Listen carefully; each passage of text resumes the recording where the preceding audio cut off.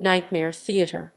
Nightmare Theater was one of the more prominent late-night horror programs of the 1960s and 1970s. During its 14-year run, this show introduced several generations of television viewers to the horror films of yesteryear across the Pacific Northwest. Produced by Seattle-based KIRO-TV and utilizing much of the same cast and crew as the similarly popular The J.P. Patches show, Nightmare Theater reached an audience that stretched as far north as Alaska, as far east as Idaho, and south into Oregon as well as Canada.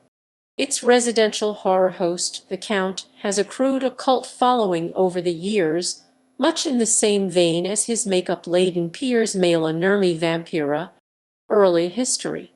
Late-night horror programs had become immensely popular during the 1960s, so KIRO-TV decided to tap into a market virtually untouched by the Pacific Northwest stations at the time. Nightmare Theater was conceptualized by Joe Towey, who not only functioned as the director of the J.P. Patches show for its entire 23 years, but who also played a host of characters on the long-running children's program. Just a few of his recurring characters include the klutzy handyman Malcontent and J.P. Patch's evil twin brother, I Am Rags. Nightmare Theater debuted on September 25, 1964, with the 1958 low-budget shocker The Screaming Skull. By April 1965, the program began playing double bills which stretched into the early morning hours. The show proved popular among children and teenagers, but it found a ratings booster when it introduced its mascot a few years later. Count, played by Towey, didn't actually appear in front of the camera until Halloween of 1968, but the character proved an instant success, with viewers lucky enough to be able to tune in. Nightmare Theater aired every Friday night on Channel 7 in the 11:30 p.m. time slot for most of its run, but was aired progressively later during the 1970s. KIRO-TV attempted to phase out the program on several occasions, but audience pressure forced them to revive it time and again. Opening sequence. For most of its run, the late-night program opened with a shot of a mist-shrouded castle, in actuality an Alexander Brand Ho scale-haunted house, accompanied by sound effects borrowed from Walt Disney's Chilling. Within its moldering recesses, the camera settled onto a coffin, which opened to reveal a skeleton. Clever camera fade transformed the bones into the Count, a dime store Dracula whose SH-tick was worse than his bite. A fallible bloodsucker, any attempts to frighten his younger viewers would be undermined by such antics as slamming his fingers beneath his coffin lid. Armed with a battery of bad puns and a mock Transylvanian accent, the Count would introduce double features that usually consisted of low-budget horror and science fiction fare, although occasionally it would be padded out by Poverty Row thrillers from the 1930s and 1940s. During its leaner years, only a single film was aired, usually a tiring rerun which regular fans had already seen far too many times. KIRO-TV had one of the largest libraries of old films at its disposal, including all of the classic Universal monster movies. The end of Nightmare Theater.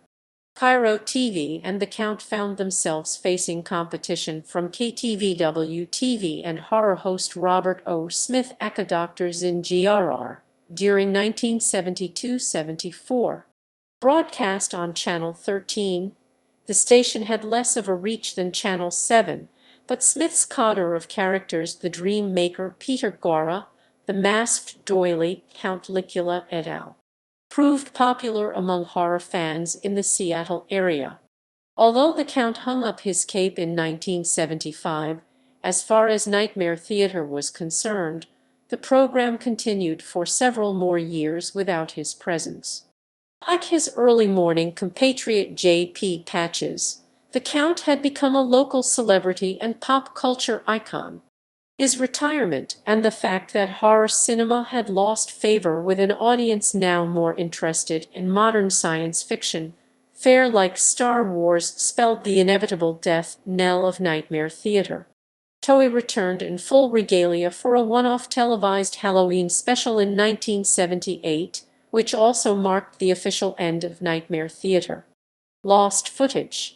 Because the live wraparound sequences for Nightmare Theater was shot on half-inch videotape, the master cassettes were regularly recycled by the program's producers for economical reasons. Thus, very little of Towey's televised performances survive today, far less than what remains of the J.P. Patches show.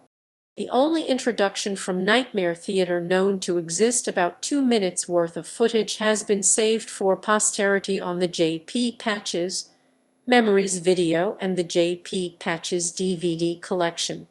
A few audio clips have survived as well, recorded by young fans with portable tape recorders during its original run, which have recently surfaced on the internet.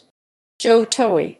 After the show ended in 1978, Joe continued to make live appearances as the count for such special events as parties and charity auctions in Washington state, usually alongside longtime friend and partner in crime Chris Weeds aka J.P. Patches.